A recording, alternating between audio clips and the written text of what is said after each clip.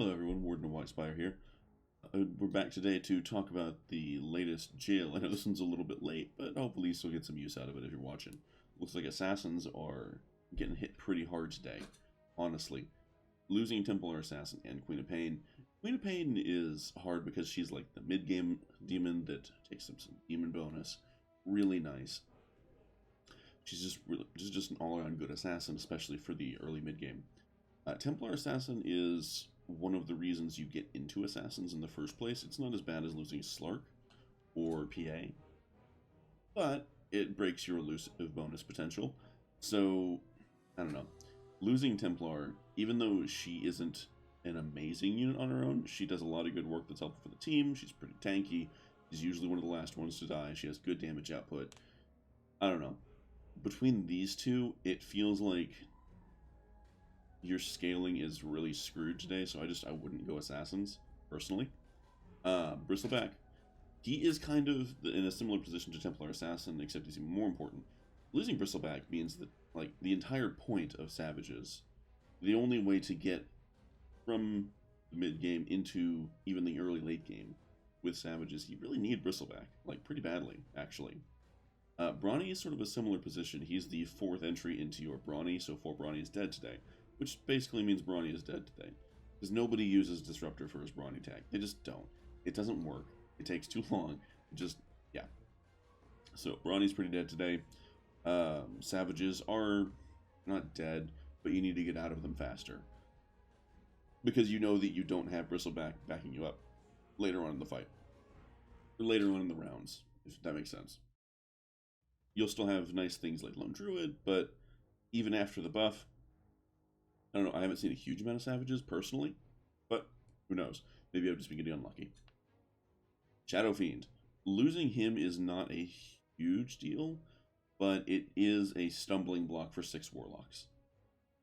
He isn't really, like, if you're going to have early access to the 6 Warlock package, having Shadow Fiend's really useful. He just is. So, there's not a whole lot to say about that. It's basically just going to make 6 Warlocks less consistent. Losing Sven doesn't matter. Like, I hate to say that, but like his ability is so weird because Knights is a purely defensive alliance, and then here comes Sven to get rid of all of your defensive potential in favor of offense, which in a Knight Splash could work. So just throwing in a random Dragon Knight into your build and then throwing Sven on it later to like boost it up, buff it up, and get him all nice and beefy, hitting super hard, doesn't work today. Not nearly as well, because again, Sven does have places, it's just not in 6 Knights. So Knights are actually looking pretty good. If you're going 6 Knights, you're probably not going 6 Warlocks, so losing Shadow Fiend is less of a problem, even though he would represent one of your 4 Warlocks, typically. Unless you have a Brooch, using Shadow Fiend with CK is extremely difficult. Unless you have Brooch. If you have Brooch, this is totally fine. But if you don't, well, good luck with that. Legion Commander, the only champion. I think this is her first ban since the beginning of the ban phases, if I'm not mistaken. There's not a whole lot to say. I really don't know a huge amount about the builds that champion is useful in, because nobody seems to have nailed one down yet. It's even like, I'd say, a tier 2 build. So, yeah. Oh, I totally forgot. Scratch what I said about 6 Knights. 4 Knights at most today because of losing Luna. Maybe today is a good day for 4 Knights, 6 Warlocks. Who knows? But losing Luna is kind of a problem, because she is one of your best 3-starable units in the entire Knight package. She will normally be your huge damage dealer. She is the reason it's okay to take a Sacred Relic. You'd rather have Mom, but if you get Sacred Relic with this bitch, you're not super upset, you know? And Tiny. Tiny is one of the more important units in the game. He's really good.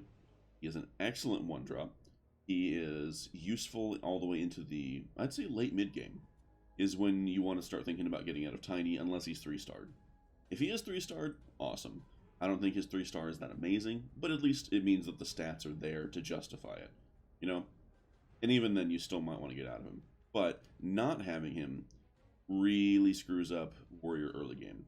So if you're going warriors, just understand you're going to have a little bit of trouble getting through that initial phase. You're going to have to get that. You're going to have to find that Pudge early. You're going to have to find that Slardar early, because now your early game is basically Tusk. Your one drop is Tusk. But if we come over here, talk about some of the options we got going on today. Roots are untouched. That's nice. The demons are fine. I mean, it's not like it's a cohesive alliance anyway. Druids are fine. Again, healers. Healers and warlocks are both mostly totally untouched.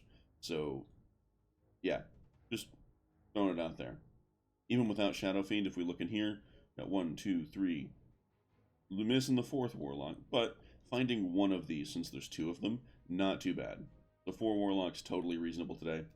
Move into 6 warlocks once you find your disruptor and maybe a void spirit or a brood. Totally reasonable. Warriors, still a totally functional alliance, just losing Tiny's a problem. So 6 warrior, totally fine. Savages, I want them to be good. I really do. Mage Primordial's looking pretty solid today.